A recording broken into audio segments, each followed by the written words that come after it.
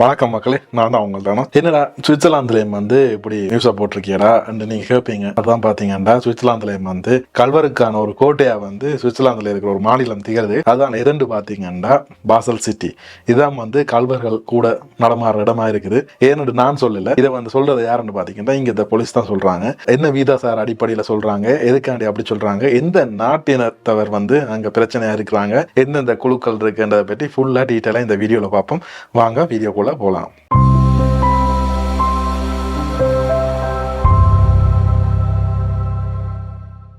கடந்த வருடம் 2023 சுவிஸ்ல நடந்த குற்றச் செயல்களை எல்லாத்தையும் ஒரு கணக்கை எடுத்து குற்ற புலனாய்வுத்துறைன்னு சொல்லலாது போலீஸ்ல இருக்கிறவங்க ஒரு வீதசார அட்டவணை ஒன்றை வெளியில விட்டுருக்காங்க. அதன்படி எந்தெந்த மாநிலங்கள் அதுல கூட வீதம் வச்சிருக்கின்றதையும் தெரிவிச்சிருக்காங்க. அதில் முதல் இடத்தை பெற்ற மாநிலம் தான் பாசல் சிட்டி. அங்க எப்படின்னு பார்த்தீங்க, கிட்டத்தட்ட ஒரு 1000 பேருக்கு 13.2 வீதமான குற்றச் செயல்கள் நடந்து கொண்டிருக்குதான். அதாவது 1000 பேருக்கு உள்ள 13.2 வீதமான ஆக்கள் குற்றச் செயல்களை புரிஞ்சு கொண்டிருக்கணும்னு சொல்லி அந்த போலீஸ் சொல்லுது. அதாவது இந்த தொகையானது பாத்தீங்கன்னா 2022ஆம் ஆண்டை விட 2023ல 18 வீதத்தால கூடி இருக்குது. அது சும்மா இல்ல, 18 வீதத்தால கூடுறது சும்மா இல்ல. அது இந்த கணக்கின்படி பார்த்தா மொத்தமா அங்க நடைபெற்ற குற்றச்செயல்களின் எண்ணிக்கை 21,329 ஒரு வருடத்தில் நடைபெற்றது. இந்த ஒரு வருஷத்துல போல குற்றச்செயல்கள் நடக்கிறது சிம்பிள் தானே சொல்லலாம். ஆனா சுவிட்சர்லாந்து போன்ற ஒரு நாட்டுல குற்றச்செயல்கள் நடக்கிறது வலு குறைவு. நீங்கள் ஒரு அமைதியான சூழ்நிலாம் இங்க எல்லாருமே வாழ்ந்துட்டு இருக்கிற நேரத்துல இப்படியான குற்றச்செயல்கள், இப்படியான குற்ற பின்னணியோட ஆக்கள் இருக்காங்கன்னு சொல்லி கேள்விப்பட்டாலே ஒரு இங்க இருக்கிற மக்கள் எல்லாம் கொஞ்சம் விலத்தியே நடக்க வலிக்கிட்டுருவாங்க. ஸோ அப்படியான குற்ற பின்னணிகளோட மக்களோடையும் பழகுறதுக்கு யாரும் விரும்ப மாட்டாங்க.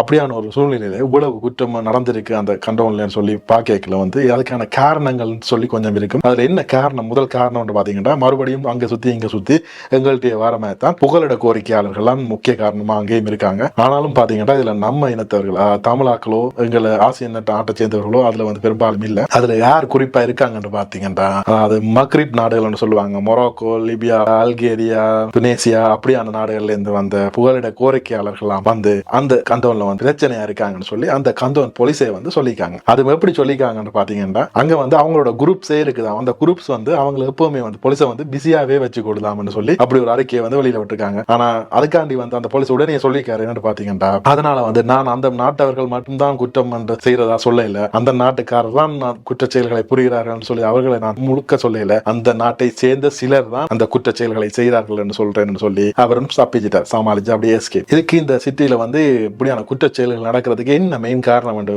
அலசி ஆராய்க்க போலீசார் தெரிவிக்கிறது என்னன்னு பாத்தீங்கன்னா, பக்கத்திலேயே அண்டைய நாடுகள் இருக்கு. அதாவது பிரான்சும் ஜெர்மனும் பக்கத்துல இருக்கிறபடியா குற்றச் செயல்களை அவர்கள் அங்க செஞ்சு விட்டு உடனடியா போர்டர் மூலம் பக்கத்து நாடுக்கு ஓடிடுறாங்க. சோ பாசல் சிட்டி போலீஸ் பக்கத்து நாடுல போய் அவர்களை தேடி பிடிப்பதற்கான அனுமதி இல்லாத பட்சத்துல குற்றச்செயல்கள் செய்தவர்கள் தப்பித்துக் கொள்கிறார்கள் என்று சொல்லி அவங்க அறிக்கையை சமர்ப்பித்து இருக்காங்க.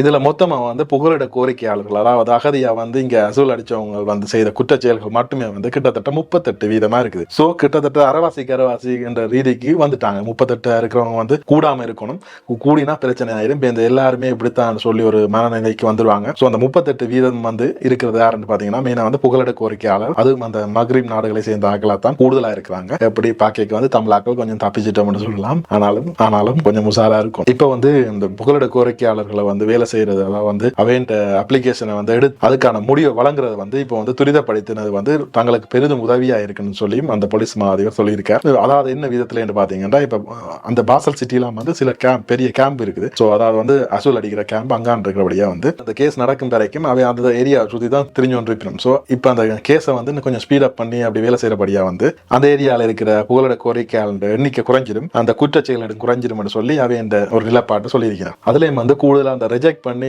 சொன்ன ஆக்களோட குற்றச்செயல்கள் இன்னும் கூடுதலா அங்க காணப்படுதுன்னு சொல்லி அதையும் ஒரு பாயிண்டா சொல்லியிருக்கணும். அது என்ன காரணமா இருக்கு, இப்ப ரிஜெக்ட் பண்ணபடியா வெறுத்து போய் அப்படி ஒரு குற்ற பின்னணியில ஈடுபடுறதா இருக்குமா, அல்லது இடங்கள் கிடைக்காம போய் வேற இடத்தை தங்குறது அப்படியான குற்றச்செயல்களா இருக்குமான்னு சொல்லி அந்த டீட்டெயில இன்னும் அவை சொல்லல. சோ டீட்டெயில் என்னன்னு தெரியல. இதுக்கு அவ முடிவா சொல்லியிருக்கிறது பாத்தீங்கன்னா, இந்த குற்றச்செயல்கள் ஈடுபடுற அந்த குற்ற பின்னணி கொண்ட ஆக்களை உடனடியா கண்டுபிடிச்சு அவர்களை நாடு கடத்துறது தான். அதாவது வந்து அவர்கள் எந்த நாட்டிலிருந்து வந்திருந்தார்களோ, வெளிநாட்டவர்களாக இருந்தால் மட்டும்தான், எந்த நாட்டிலிருந்து வந்திருந்தார்களோ அந்த நாட்டுக்கே திருப்பி நாடு கடத்துவதுதான் ஒரே ஒரு முடிவுன்னு சொல்லி அதையும் முற்றுப்புள்ளி மாதிரி சொல்லியிருக்காங்க. இதுதான் முடிவு, இதுக்கு மேல ஒன்றுமே இல்லைன்ற மாதிரி சொல்லியிருக்காங்க. மேலும் இதுல வந்து குறிப்பிட்ட நல்ல ஒரு விஷயம் என்னன்னு பாத்தீங்கன்னா, இந்த சுவிட்சர்லாந்துல வசிக்கிறவங்க, அதாவது வந்து இங்கே நிரந்தர வதிவிட உரிமையை பெற்று வசிக்கிறவங்க வந்து இப்படியான குற்ற பின்னணியில வந்து இல்லை என்றும் சொல்லியும், அதே மாதிரி இங்கே இருக்கிற நேஷனாலிட்டிக்காரன் வந்து இப்படியான குற்ற பின்னணியில இல்லைன்னு சொல்லியும் அதையும் வந்து அவங்க மேலதிகமா தெரிவிச்சிருக்காங்க இந்த பாசல் சிட்டி போலீஸ். சோ இப்படி குற்ற பின்னணியோட இருக்கிற இந்த பாசல் சிட்டில இருக்கிறவங்க யாராவது இருந்து பார்த்திருந்தீங்கன்னா, உங்களுக்கு தெரிஞ்ச சம்பவம் நடந்திருந்தா அதை இந்த கமெண்ட் செக்ஷன்ல சொல்லுங்க. மற்றும் இது போன்ற சுவாரஸ்யமான சுவிட்சர்லாந்து செய்திகளை அறிஞ்சு கொள்ளணும்னா கண்டிப்பா நீங்க செய்ய வேண்டிய ஒன்றே ஒன்றுதான், சேனலை வந்து சப்ஸ்கிரைப் பண்ணுங்க. இன்னும் ஒரு வீடியோவில் உங்களை சந்திக்கும் வரை உங்களிடமிருந்து விடை பெற்றுக் கொள்வது உங்கள் டானஸ். நன்றி, வணக்கம்.